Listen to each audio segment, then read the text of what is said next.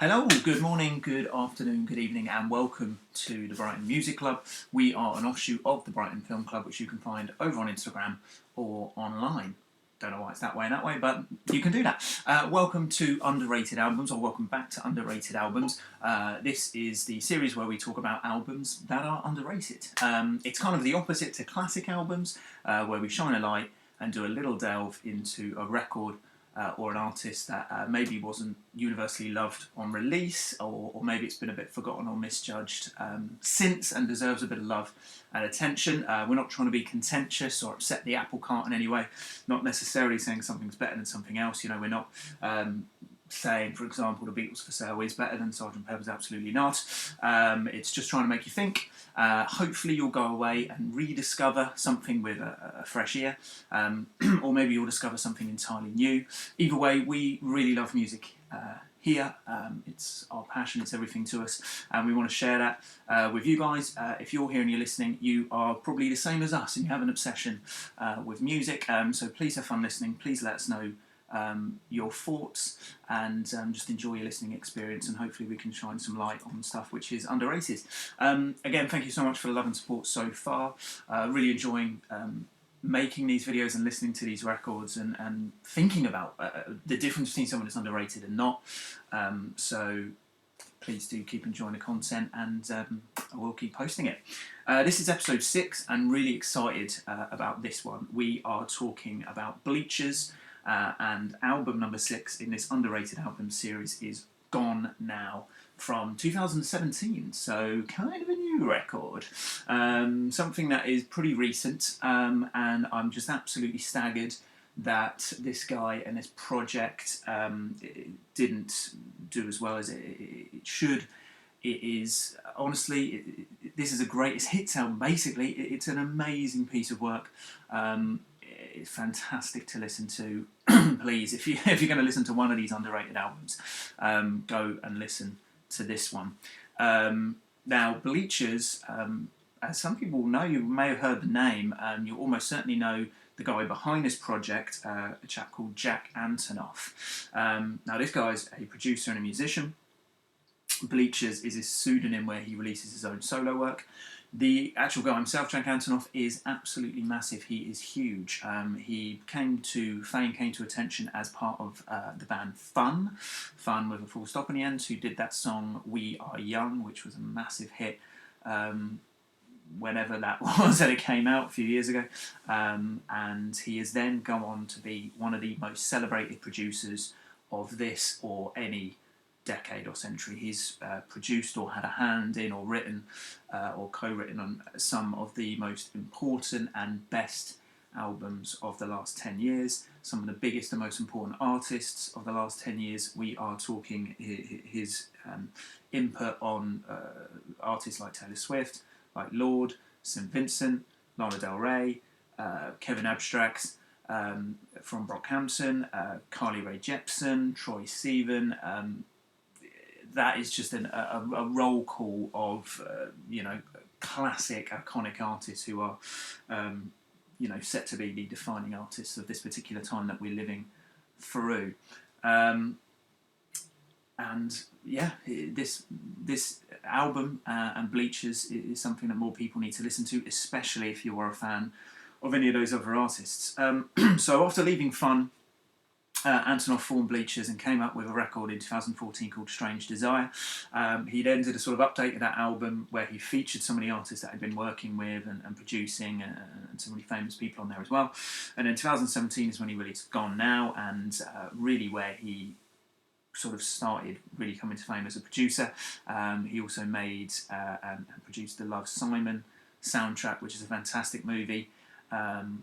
And a lot of these songs are in that film, so if you've watched that movie, you may well have heard some of these tracks before. But as I said, his work on all of those other artists' albums really inform what he does in Bleachers, and he informs them as well. It's one of those things, if you work with such amazing songwriters and these artists with such classic sound, it all merges into one. So he influences them, they influence him, and he's almost come up with this sort of Jack Antonoff sound, the Bleachers sound, and that's very much in evidence on Gone Now. It sounds like those artists, but with his own sort of really distinctive, very 80s sounding vocal on the top. This is an album of 12 John Hughes film style 80s bangers. As I said, it is back to front hits. It really honestly sounds like a best of. It could be a soundtrack to anything you want to hear. It's really fulfilling, life-affirming music. Listen to it on your own, listen to it with people. It's joyous, dance around a house, cook to it, clean to it, write to it, work to it, whatever you want to do. It's absolutely fantastic. Let's go into his little bit of what he does as a producer and some of those albums that I mentioned and some of the things that he's worked on, and just sort of define that sound that he's created. So I would guess that the sort of really big moment for him came with Taylor Swift's 1989. That was a shift stylistically for her, and is probably considered her best album, and obviously was a huge hit upon release as well. That shift in sound, and obviously reflected in the fact that obviously it's the year of her birth, but obviously it references an 80s year. That sort of sound is kind of where this all came from. He only produced a few of the songs on that particular record, and was obviously very influenced by what Swift was writing at the time, and in a much bigger hand in Reputation, which obviously delved a little bit deeper into the synth sound, a little bit more sort of electro, some of those sort of clashing dance production on that, which was amazing, and probably an album that we're going to talk about in this series actually. And then he's even probably had an even bigger hand in Taylor Swift's most recent album Lover, where you can really hear the influence that these guys have had on each other. I think if you like Lover and you've been listening to that and you listen to Gone Now, they really work as a hand in hand. You can really, as I say, can really tell the influences of both artists on each other. Lover definitely has that sort of Bleachers sheen to it, which you can hear on Gone Now as well, which you could say has a Taylor Swift sheen to it as well. Melodrama by Lord, again a huge hit. Again, he worked quite a lot on that, particularly with the lead single Green Light, which again has got that driving sort of 80s style synth sound.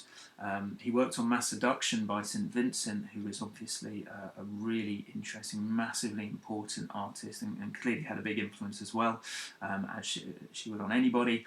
And as I said, Kevin Abstract from Brockhampton, his solo album Arizona Baby, which had a little bit of pop, a little bit more sort of classic sounding songwriting, informed by Jack Antonoff having a hand in that as well.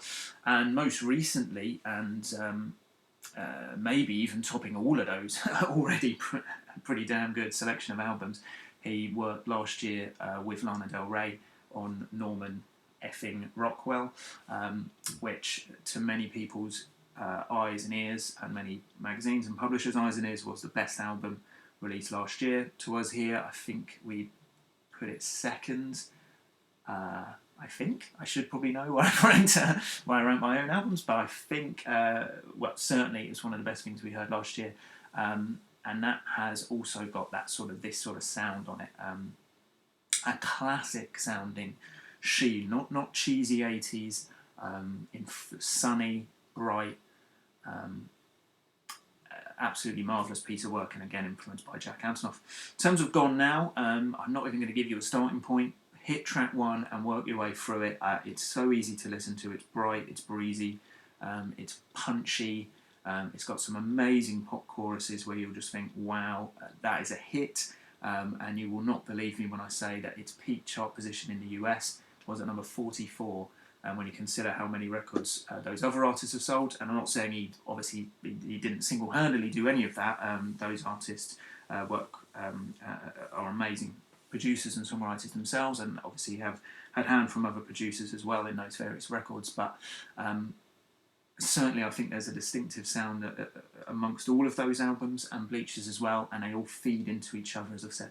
And this really is the undiscovered album. You could, as I said, you could kind of group them up as one. Moving forward, I think they may well be grouped up together as one, and this is going to sort of be the one that fell between the cracks, but is equally as good and filled with absolutely cracking songs as any of those others. So go and listen to it. Go and listen to Bleachers. Go and listen to those other albums that Jack Antonoff has had a hand in. As I said, we will probably talk about Reputation in another episode of this series as well. Happy listening. Go and enjoy that record and keep your suggestions coming. Thank you for listening to me. Again, really appreciate you taking the time to watch the content that we put out here on the Brighton Music Club and the Brighton Film Club. We'll keep doing it. We really enjoy it, even if no one is watching. We'll keep on making them. So happy listening. Thanks so much for the love and support. Stay safe and speak to you all soon. Goodbye.